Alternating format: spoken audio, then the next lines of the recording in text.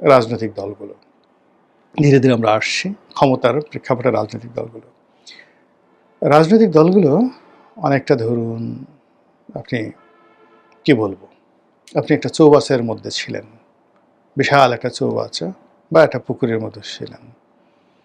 BNP, Awami League, জামাত সবগুলো একটা নির্দিষ্ট সীমার মধ্যে রাজনীতি করত এবং সেখান থেকে পুকুরের পানিগুলো ফেলে দেওয়া হয়েছে অথবা সেখান থেকে আওয়ামী লীগ নামক যে মাছগুলো রুই, কাতলা সব তুলে নেওয়া হয়েছে। রুই, কাতলা, বোয়াল, পাঙ্গাস সব তুলে নেওয়া হয়েছে, কালীবাউস, শোল, গজার যা যা আছে।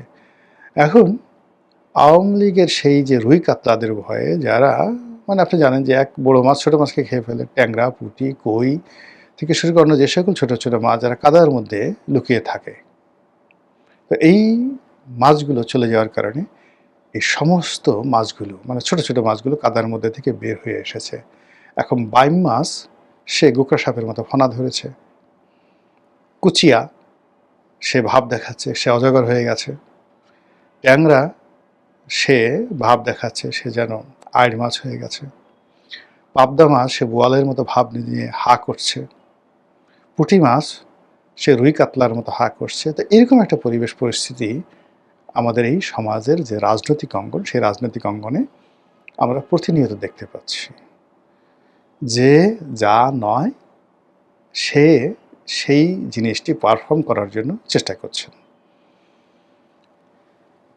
এরপর যেটি হচ্ছে সেটি হলো মানুষের মনোজগতে শ্রদ্ধা জাগানোর জন্যে যে একটা ন্যাচারাল লিডারশিপ কোয়ালিটি লাগে, এই ন্যাচারাল লিডারশিপ কোয়ালিটি আমরা এখন কারোর মধ্যে দেখতে পাচ্ছি না। মনে হচ্ছে সব কিছু চাপিয়ে দেওয়া, মনে হচ্ছে সব কিছু সাজানো গোছানো পরিকল্পিত। কেউ হয়তো পেছন দিক থেকে সুতো টানছে, কেউ হয়তো পেছন দিক থেকে শিখিয়ে দিচ্ছে ডায়ালগ, বলো বাংলা বিহার উড়িষ্যার নবাব, কেউ বলল যে আমি মোহনলাল। এরকম মানে এই রাজনীতির অঙ্গনে যে ভাষাগুলো ব্যবহৃত হচ্ছে, যে ঘটনাগুলো দেখা হচ্ছে, মনে হচ্ছে একটি রঙ্গমঞ্চ যেটির জন্য একটা নির্দিষ্ট ডায়ালগ আছে, পাত্রপাত্রী আছে, এই কাজ করবে, এরকম একটা দৃশ্য আমাদের মনে হচ্ছে।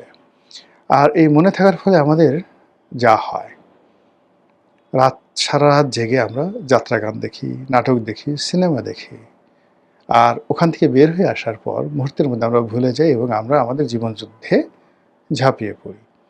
তো আমাদের এই রাজনৈতিক অঙ্গনে প্রায় প্রতিদিনই যা কিছু ঘটছে আমরা যখন দেখছি, বিমোহিত হচ্ছি, বিরহ বেদনায় কাতরাচ্ছি, কখনো রাগ হচ্ছি, বিরক্ত হচ্ছি, কখনো ক্ষেপে যাচ্ছি, আবার সেই দৃশ্যের বাইরে এসে জীবনযুদ্ধের যে সকল উপকরণ রয়েছে সেগুলো দ্বারা মারাত্মকভাবে আমরা ক্ষতিগ্রস্ত হচ্ছি। এই হলো রাজনৈতিক অঙ্গন।